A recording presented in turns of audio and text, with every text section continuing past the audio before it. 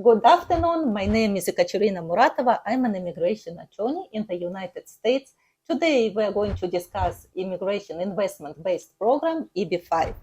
Very often during my consultations, potential clients ask me many questions about business side of the process. And as an immigration attorney, of course, I feel comfortable responding to any and all kinds of legal questions. However, business side of the projects is better to be discussed with a professional. And today we have Manuel Ortiz as our guest. He's a representative of the regional fund. He is Vice President of Global Business Development of FPP. And today I'm going to ask him most common questions about how investment is structured, about risks, what potential investors should pay attention, and so on and so forth. Hello. Hello, Manuel. Thank you very much for being here, for allocating your busy time to answer questions. Yeah, no, thank you so much for having me. As you mentioned, my name is Manuel Ortiz. I'm the VP of Global Business Development for First Pathway Partners, that's FPP. And I was thinking about it the other day. So I've worked in EB5 for over 10 years. And what was really interesting to me is that I started thinking of the different places that I've gone to and the number of investors that I've worked with. And it's literally over 1,000 investors that I've worked with in over 43 countries. 43 countries. 43 countries, yep. And so it's just been a great experience. And I've worked in finance for 20 years. But EB5 is just so unique. And the thing that I really like about it is that it's an investment, but it's also a family decision. And so it means more, right? Yes. And it means more to us too. Yes, it is investment, but besides returns on investment, it has other potential benefits like green card, permanent residence in the United States. This is, of course, like one of the most attractive factors for foreigners who are willing to come to US, to make US their permanent residence, or maybe to send their kids to get education in the US, right? And not be restricted by tourist visa or student visa. Exactly. And I think if you think about the EB5 program of when it got started, the U.S. government started it back in 1990. And it was initially done to just spur economic development in the U.S. And it really didn't start getting popular until about 2007, 2008, 2009 during the financial crisis. Yeah. And you had credit markets frozen, much like you do right now. And so EB5 started to get very popular. And really, the investment amount up until last year was $500,000. They had never gotten adjusted for inflation going back to 1990. Well, now it's adjusted, and the investment amount has gone from $500,000 to $800,000 for projects that are in a TEA or a rural project. And for the non-TA projects, the investment amount is $1,025,000. Yes. Yeah, and it's great that you mentioned program was organized, implemented in 1990. So it's already time tested. It's not something new, right? Like it's not US government, regional funds, attorneys were not running experiments. Like many investors already came here, received their green cards, received their investment back if they wanted to get it back, right? Because many projects are quite attractive. So many investors stay being investors in the projects, right? And what I wanted to ask you, like, of course, the majority of investors invest in regional funds, right? And what I explain to many of my potential clients, you select a project. First, you select a regional center, and then you look at projects they develop. Can you give us an idea what kind of most common projects? Yes, and I think you said the most important thing about it is that you really have to do your due diligence, not only on just the project side, but the people that you're working with. This investment process can be anywhere from 5 to 8 years, and the immigration process can be just as long. And so you really have to trust the people that you're working with, but you also have to like the people that you're working with. You might not like the answer sometimes because there's a process of things, and sometimes take a little bit longer than projected. But you really have to trust the people that you're working with and make sure that they've been in the business for a long time. For us, we initially started working in EB5 back in 2008, and we like real estate projects because they are battle tested. They are projects that are really probably the most conservative of all the types. You can have EB5 projects that are anything really, from research and development, life sciences, a whole bunch of other things. But the attractive thing about real estate projects is that real estate projects, you can actually basically put into a model how the jobs are going to be created, especially through a regional center. You get credit for direct and indirect jobs, and it makes them more conservative for the investors. And that's why we like real estate projects. Okay, great. And since you mentioned real estate projects, can you give us a general idea how financing is structured? Whether like people give money to some individuals who invest in a project, or whether it's more complex than that? Yeah, so I think the interesting thing about it is that, for the type of projects that we have structured, and the one that we have right now, it's an $800,000 investment, which is the investment amount. We create a fund where the investors are a limited partner in the fund, and we're the general partner. And we are partnering with a developer, and the developer is the one that is creating the development. So in this case, for example, we have a development project in the Coachella Valley. It's ultra luxury. So it's about a 2-hour drive from Los Angeles, a 2-hour drive from San Diego, and a 2-hour drive from what's called Orange County. They're in California. And so when you think about LA, right, which is Los Angeles, in that area, there are 26 million people there. And in the Coachella Valley, it's very famous for this music festival that they have there. But there are so many other reasons why people go there. People go there to golf, to get away to vacation. What you saw happen during the pandemic is that people also want to connect with nature more. So there's a Joshua Tree Park that's right by there as well. People go camping, go glamping, and other things, and families go and vacation there. And over the last 2 years, they've had record numbers in terms of tourism. So now you're not just pulling from the people that are in the area, but it's a destination now. The last 2 years, if you look at the data from the Palm Springs Airport, which is where it is, Palm Springs is another city that's in the Coachella Valley, has just been record breaking. And so there is a need for this type of project there, and that's the one that we have. Yes. Okay, great.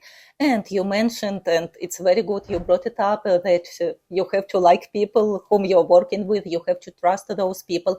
And since the whole process takes about 5 years, which is pretty long time, so potential investors are concerned. How do you communicate with them? How do they know what's going on? Yes, and so we do send out reports twice a year, and they're always going to have access to our team.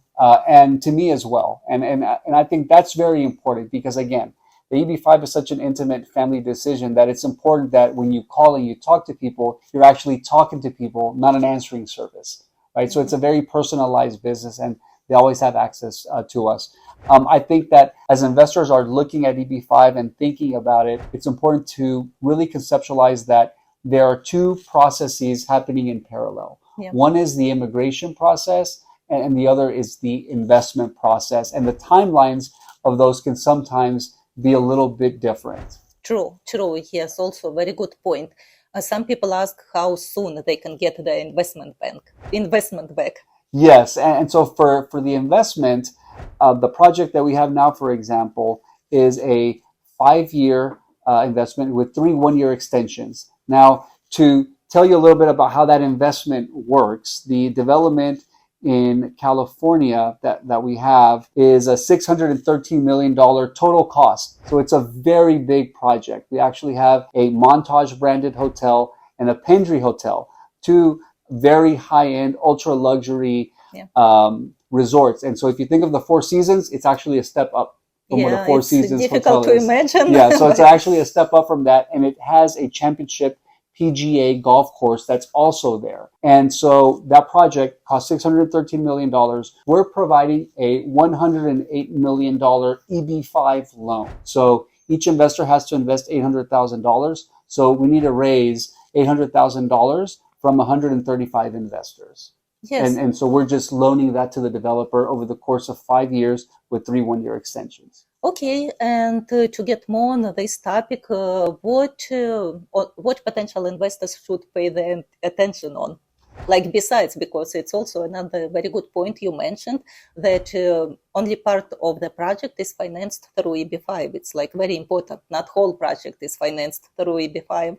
Right. And I think there we go back to the same thing of 2 things happening at the same time. One is the immigration process, right? And so I think if you look at your application times from USCIS and you go on their webpage, and sometimes it gets a little bit scary that you see that, wow, this I-526 phase, it looks like it's going to take 58 and a half months for that first stage. But then the other side of it is that this year USCIS said that their goal is to process that first stage in 6 months. Now, we would love for that to happen. It's a highly ambitious goal. But if we can get somewhere in the middle, I think that's a big win for everybody. And so I think there it's paying attention to that immigration side and now separating the investment side of it and thinking about the process there. You said, what should people watch out for? I think it's the business case for the investment. Now, I mentioned record tourism numbers, 26 million people in the Los Angeles area in California. That's great. But the other thing that's interesting is that if you look at the number of hotels that were actually constructed in the Coachella Valley from 2003, there were 13,000 hotel rooms constructed in the Coachella Valley. If you look at that number in 2022, it was still 13,000 hotel rooms. So they didn't build anything. California is known for being a tough place to do construction. Well, here's the good thing. Construction for this project has already started. So we've already passed that. But if you think about the fact that the number of hotel rooms didn't change from 2003 to 2022, that means that when people do go stay there, they're staying in houses that they're renting or in some of these older hotels. So there's an actual need for this type of a project. So it's important for investors to look at, is there a business case for this?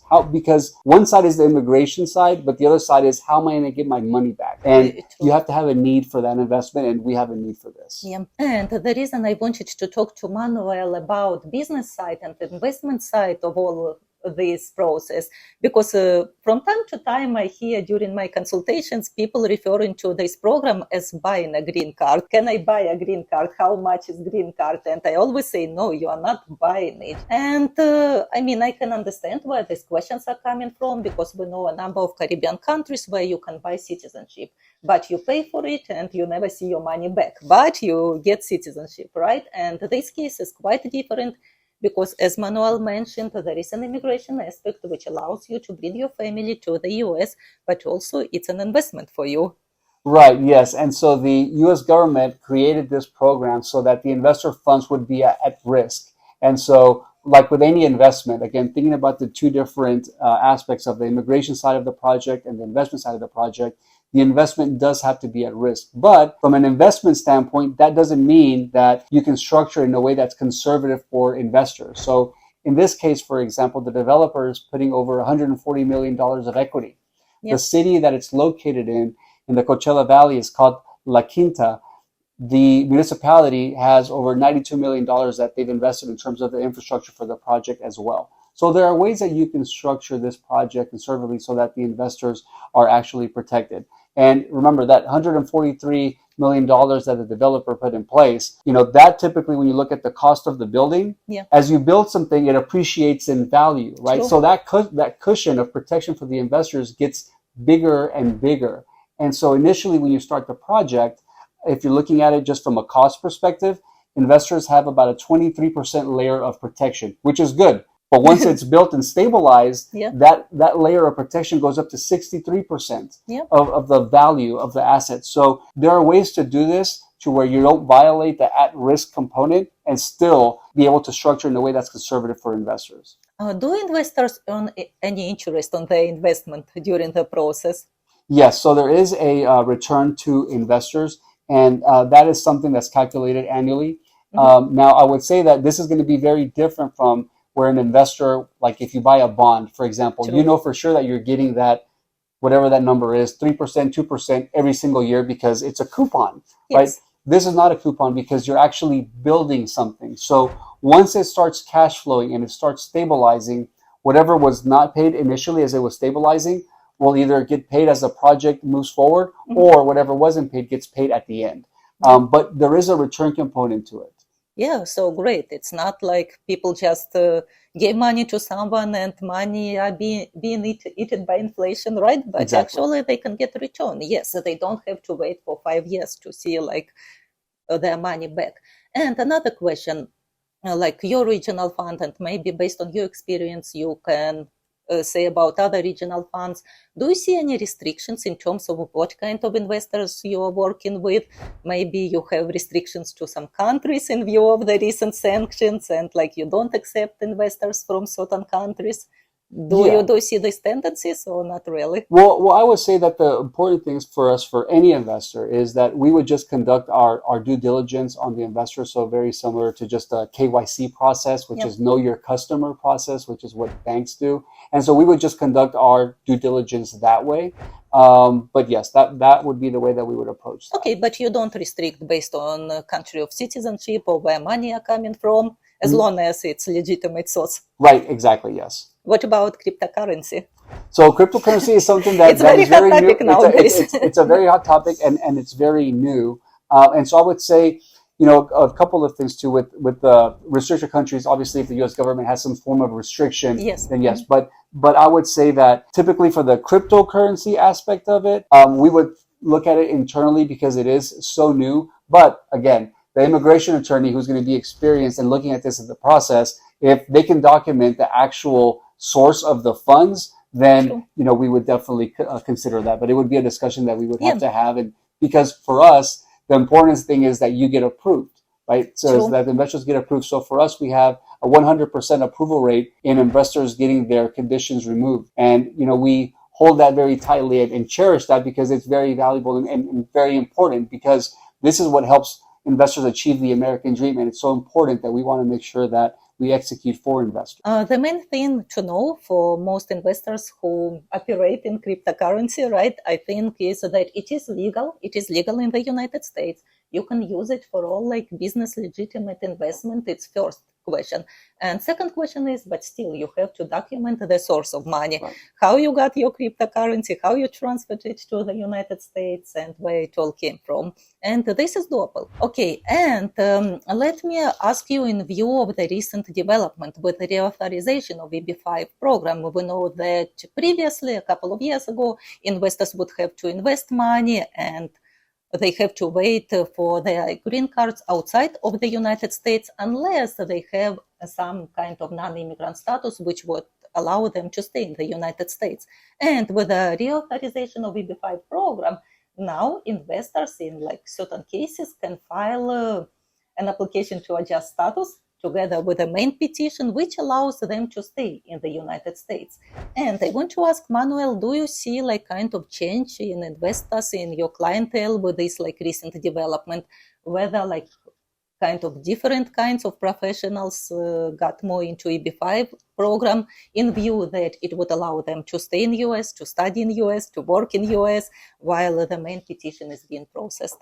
So here's what's really exciting now. So remember how I had mentioned that the program had not really changed since 1990? Yeah. And so a couple of things that changed that I think are really valuable and very important is that prior, the EB5 program was reauthorized at 2 years at a time. Now it's reauthorized for 5 years. And then now you have the adjustment of status provision that you're talking about. Now, the reason that a lot of this happened was because the industry came together as one through the National Trade Organization, IIUSA, of which our founder, Bob Kraft, is the president. He's serving his 6th consecutive term. And so really, under his leadership in IIUSA coming together, a lot of these great things happened. Yeah. The biggest thing that happened, I think, is this adjustment of status, and you can do that here in the US now. So if you're a student and you're here on an F1 and you do apply for your EB5, typically what you can do is you get your permission to travel and you get your permission to work in the United States while you have your F1 and you're here. Now, yes, and sorry for interrupting, you don't have to look for a US-based employer. Right, because that's one of the big things, because before what would happen is if you're on an F1 and you're here and you graduate, you have a limited amount of time to find a job, and you're also depending on the employer to sponsor you. And so what happened this last time, right? That means that the employer sponsors you, you get an H-1B, and then you go to work for them. Okay, so this year, the H-1B numbers, I think you had 700,000 applicants, and there was something like 12% to 13% were approved. So they call it the H-1B lottery because it is a lottery. You don't know what you're going to get. So not only are you working with a limited employer pool, because not everybody's going to want to sponsor and go through that additional cost, because it is an additional cost, but you're also not even knowing whether you're going to even get it. And so now if you're on an F1 and you do apply for your EB5, you're able to completely bypass getting the H-1B, so that when you do graduate, again, the timing has to work, but that when you do graduate, you can apply from wherever you want, and you're not limited from a time perspective that, oh my gosh, I have to find something very quickly. Yeah, yes. And talking about students, for example, a student is in the United States, a foreign student. Do parents of this student have to become permanent residents in order for this student to get a green card? So typically you can have the student become the investor as The well. principal investor, Right, right? yes. Because, the reason I asked this question, because not everyone wants to become US permanent resident. Correct, yes, exactly. And I think there just becomes a matter of making sure that the investor is an accredited investor and they go Yes. through the process. But yes, the parents don't necessarily have to be a part of the application process. And that's something that's very common that we do see. Yes, so that students act as principal investors, right? Correct. Okay, so we discussed all main questions which I keep receiving during consultations, and people write to us, and all contact information of Manuel will be posted under our videos. You can always reach out to him directly if you want to discuss his project or have more questions on investment side of the process. And of course, you can always reach out to us. Any questions, please let us know, and see you soon. Thank you.